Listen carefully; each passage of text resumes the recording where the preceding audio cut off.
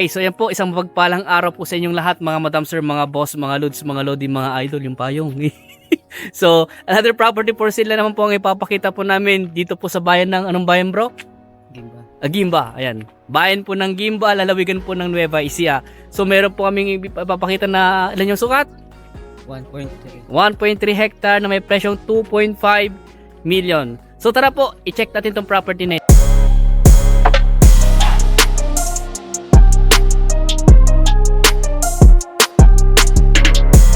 Okay, so yan po mga boss, mga idol, mga lods, mga lodi, mga madam sir, ito na po yung property na ibinebenta po.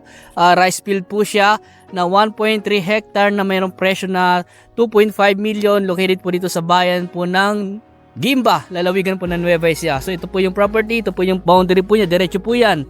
At makita nyo po sa drone video yung estimate boundary po niya. So hanggang doon pa po yan sa may mga puno po doon, yung may, ano ba yan, yung may acacia ba yun? Oo. Tapos ang estimate frontage po niya nasa mga ano po, mga 30 o sabihin natin mga 30 more or less po yung kanyang entrada. So ito po ay titled property. Yes. Yan po, at irrigated po itong property na ito. Kaya kahit mag 3 times cropping kayo a year, pwede po dahil may supply po ng tubig. At meron din po siyang deep well sa banda roon. At ito po yung estimate boundary po niya, diretso po yan. At yung nga po entrada nasa mga 30 more or less na frontage po. At meron na rin pong power internet connection. Andun po yung may power line doon, pero andito po yung power line ng mas malapit po sa property. Ayun po yung power line. So along cemented road po siya, 2 lane. As you can see sa video po, dalawang linya po ng sementadong kalsada. Ito po yung way na palabas po papunta po sa T-Plex exit sa Victoria. T-Plex exit na sa mga ilang minutong driving lang, siguro na sa mga 10 minutes driving lang o 10 to 15 minutes driving na sa Victoria exit ka na. So malapit lang po siya. Ito naman po, pwede naman kayo pumunta ng town proper ng Gimba dito, pero mas malayo po dito. Ito yung po yung way na mas mabilis po na papunta po sa town proper ng Gimba. Mga ilang minuto lang din po ang driving papunta po sa town proper. Malapit lang po, siguro ng mga 10 to 15 minutes din po driving sa town proper ng Gimba. So dito po may mga kapitbahay na rin po, may mga kabahayan na, malaki yung bahay. And then ito po, merong ding waiting shed sa harap ng property, may puno ng acacia, ayan, yung poste ng kuryente, may straight light. Ayan po yung straight light po niya, kaya solar light pala to. Meron pang poso ng bayan. So ito po yung way nga po na papunta sa Victoria T-Plex exit. Sa highway naman po mga ano lang nasa mga ilang metro lang na boss. Wala pang 1 kilometro sa highway. Wala. Nasa mga 500 meters o sabihin natin mga kulang-kulang 1 kilometro po sa highway. So ito po yung property, mga madam sir, rice field.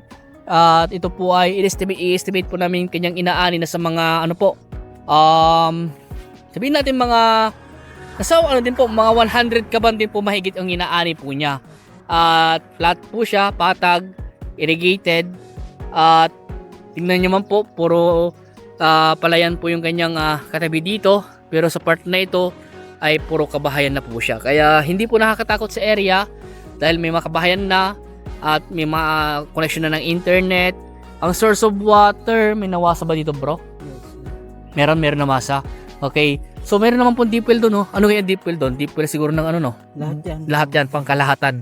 So diyan kayo pwedeng mag-igip pansamantala kung wala pang nawasa kung sakasakali. Kung magtatayo kayo ng bahay, may pagkukuha na kayo ng tubig, panligo, panlaba, at ganoon din po ay pang-inom baka hindi advisable. Depende po yan, depende sa tiyan kung kakayanin. Pwede rin yung pandilig. Pandilig, ayan. Dilig ko ba? Umuulan. Ayan. So, umuulan na. Magdidilig ka pa. Ayan.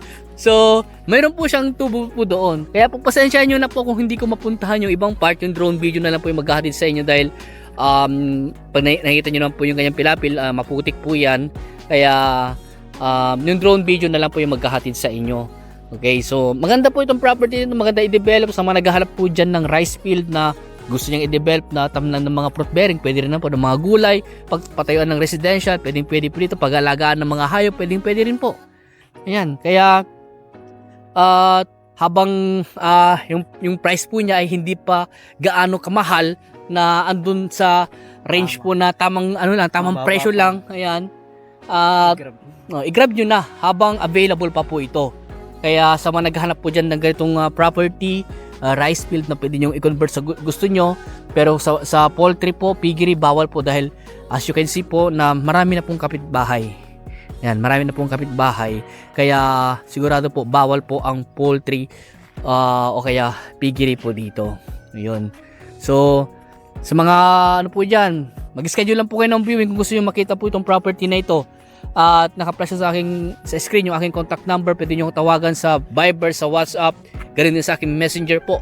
Ayan. At ganun din po sa mga bago pa lang sa aking YouTube channel, please pakipindot nyo po yung subscribe button po dyan at yung kanyang notification bell para ma-update po kayo. At ganun din po sa aking Facebook account. Sa isa kong account po, Gerald Velasco po, pakipollow po ninyo ako dahil yung isa kong account na J Velasco po ay na-disable, kaya pagpasensya na po sa mga kumukontak po sa akin sa isang account ko po. Pasensya po dahil inaayos ko pa lang po at nire-recover po yung account ko po na yon. Ayan. So kung may katanungan po kayo regarding sa property na to, tawag lang po kayo, at kung gusto mag-viewing, mag-schedule lang po kayo. So ayan po, hanggang dito po muna at maraming salamat po sa inyo lahat. God bless po.